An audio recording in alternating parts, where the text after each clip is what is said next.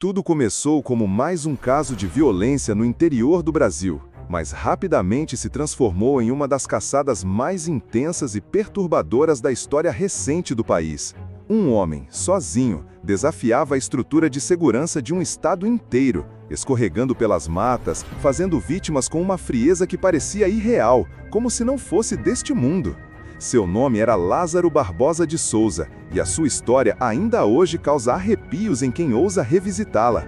Lázaro nasceu em 1988, no interior da Bahia. Desde pequeno já despertava o medo em quem o conhecia. Era introspectivo, com um comportamento estranho, por vezes violento. Relatos de familiares e vizinhos apontavam para crises psicológicas, surtos e um olhar distante, quase vazio. Não demorou muito para que entrasse em conflito com a lei. Com pouco mais de 20 anos, já era acusado de assassinato, e sua ficha criminal crescia a cada ano.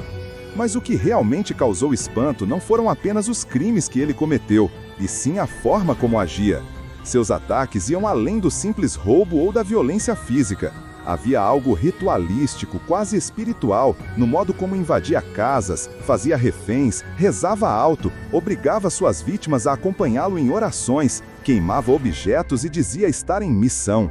Muitos passaram a acreditar que Lázaro não era apenas um criminoso comum. Parecia acreditar que estava possuído por algo maior, algo maligno.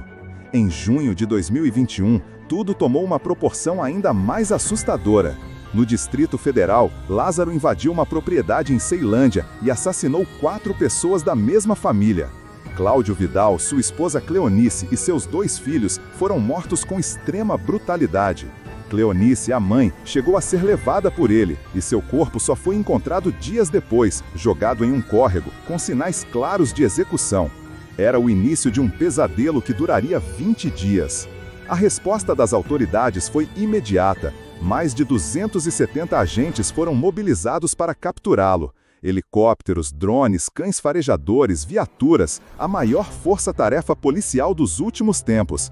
Mas Lázaro parecia estar sempre um passo à frente.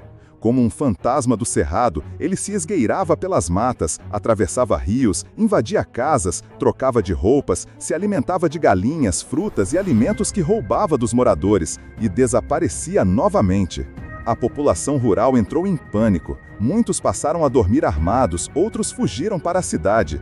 As histórias que se espalhavam pareciam lendas. Diziam que Lázaro mudava de forma, que se tornava bicho, que fazia rituais nas matas e se comunicava com entidades. Em cada lugar por onde passava, deixava não apenas o rastro da violência, mas também o terror psicológico. Um verdadeiro jogo de gato e rato se instaurou, mas com um detalhe: o rato parecia invencível. Durante a caçada, surgiram suspeitas de que ele não estava sozinho. Algumas pessoas da região, inclusive fazendeiros, foram presas por suspeita de ajudá-lo com abrigo, comida e informações. Outros acreditavam que Lázaro fazia parte de uma seita. Alguns dos locais por onde ele passou tinham vestígios de velas queimadas, livros religiosos rasgados, sinais no chão e símbolos que aumentavam ainda mais o mistério. Ninguém sabia mais o que era real e o que era inventado. A linha entre o criminoso e a entidade parecia cada vez mais borrada. Enquanto isso, a mídia não falava de outra coisa. Os noticiários transmitiam ao vivo as buscas, os depoimentos das vítimas e os rumores que circulavam pelas cidades. A cada novo ataque, a sensação era de impotência. Como um homem sozinho, armado apenas com uma pistola e um facão, podia driblar uma força de segurança inteira? Em certo momento, Lázaro fez uma família refém por horas. Fez os moradores rezarem com ele, leu a Bíblia em voz alta e deixou a todos em estado de choque. Em outro, trocou tiros com a polícia e ainda assim conseguiu escapar. Era como se a mata o aceitasse, o protegesse. Muitos diziam que ele tinha um pacto com forças ocultas. Outros achavam que ele conhecia tão bem a região que se movia como um animal do cerrado, sempre em silêncio, sempre invisível. Mas como toda caçada, essa também teve fim.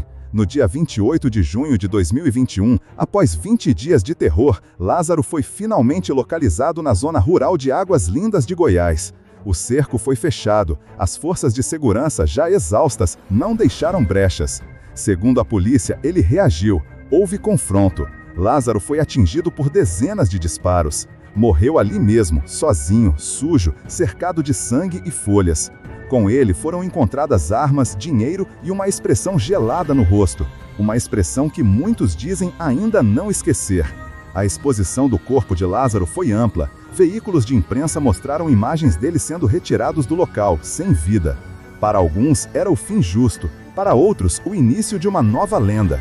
Afinal, com sua morte, muitas perguntas também morreram. Teria ele mesmo agido sozinho? Existia de fato uma seita?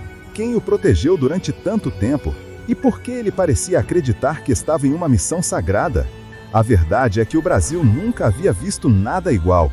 O caso Lázaro se tornou um marco, um símbolo do fracasso de instituições, mas também do medo profundo que o ser humano sente diante do inexplicável.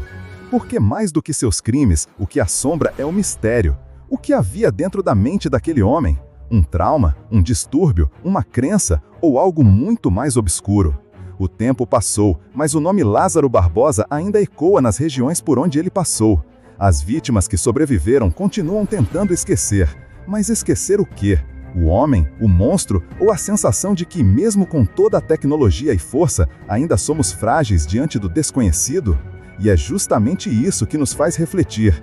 Quantos outros Lázaros estão soltos por aí, escondidos nas sombras da sociedade, invisíveis, ignorados, à espera de um motivo para emergir?